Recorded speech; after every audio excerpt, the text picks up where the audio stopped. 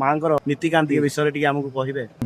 ଦକ୍ଷିଣ କାଳୀଙ୍କର ପ୍ରତ୍ୟେକ ନୀତିକାନ୍ତି ଭୋର 4ଟାରୁ ହିଁ ଆରମ୍ଭ ହୁଏ। ପ୍ରଥମେ ମାଙ୍କର ଦ୍ୱାର ଫିଟା ଯାଇ ମାର୍ଜନା ନୀତି ହୁଏ। ଏହାପରେ ମଙ୍ଗଳ ଆଳତି ଉଠିଥାଏ ଏବଂ ଦିନ 10ଟାରେ ମାଙ୍କର ବାଳ ଭୋଗ ଏବଂ ଦିନ 11ଟାରେ ମାଙ୍କର ଶଙ୍କୁଡ଼ି ଭୋଗ ହୁଏ। ତାପରେ ସନ୍ଧ୍ୟା 6ଟାରେ ଋତୁକାଳୀନ ଭାବରେ ସନ୍ଧ୍ୟା ଆଳତି ହୁଏ ଏବଂ ରାତ୍ର 8:30ଟାରେ ମାଙ୍କର ପହୁଡ଼ ନୀତି ହୁଏ। ଏହା ହେଉଛି ମାଙ୍କର ଦୈନନ୍ଦିନ ନୀତି। କିନ୍ତୁ ଶନିବାର, ମଙ୍ଗଳବାର, ସଂକ୍ରାନ୍ତି ଏବଂ ଅମାବାସ୍ୟା ଦିନ ନୀତି ସ୍ୱତନ୍ତ୍ର, ତେଣୁ ସେଥିରେ କିଛି ସମୟ ବ୍ୟତିକ୍ରମ ହୋଇଥାଏ। କୌଣସି ଭକ୍ତ ଏଠାରୁ ଆଜି ପର୍ଯ୍ୟନ୍ତ କେହି ଖାଲି ହାତରେ ଫେରି ନାହାନ୍ତି।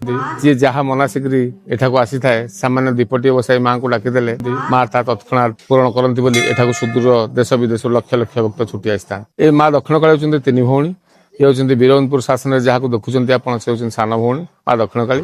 ତାଙ୍କ ଉପର ଭଉଣୀ ଯିଏ ମା ଉଗ୍ରତାରା, ଏଠାରୁ 1 କିଲୋମିଟର ଆଗରେ ସମଜାଜପୁରରେ ବିଦ୍ୟମାନ ଏବଂ ତାଠୁ 1 କିଲୋମିଟର ଆଗରେ ବୀରପ୍ରତାପପୁର ଶାସନରେ ମା କାମରୂପା ବିଦ୍ୟମାନ। ଏ 3 ଭଉଣୀଙ୍କର ମୁହଁ ଏକା ଭଳି ଏବଂ ସମସ୍ତଙ୍କର ପୂଜା ନୀତିକାନ୍ତି ଏକ। এই 3 ଭଉଣୀ ପ୍ରତ୍ୟେକ ବର୍ଷ ଦୀପାବଳି ପରଦିନ ସୁଦୃଶ୍ୟ ଯେଉଁ ମୃଣ୍ମୟ ମୂର୍ତ୍ତି ତିଆରି ହୋଇଥାଏ ସେ ବିସର୍ଜନ ଘାଟକୁ ଯାଇଥାନ୍ତି। ଭାର୍ଗବ ନଦୀର ବିସର୍ଜନ ଘାଟକୁ ବିସର୍ଜିତ ହେବା 3 ଭଉଣୀ ଏକତ୍ରିତ ହୋଇକି এই 3 ଭଉଣୀଙ୍କର ମିଳନର ପର୍ବ ଅପୂର୍ବ ଏବଂ ଅବର୍ଣ୍ଣନୀୟ, ଯାହାକୁ ଆପଣ କେବଳ ସ୍ୱଚକ୍ଷୁରେ ଥରେ ଦେଖିଲେ ହିଁ ଜାଣିପାରିବେ। ଜୟ ମା ଦକ୍ଷିଣ।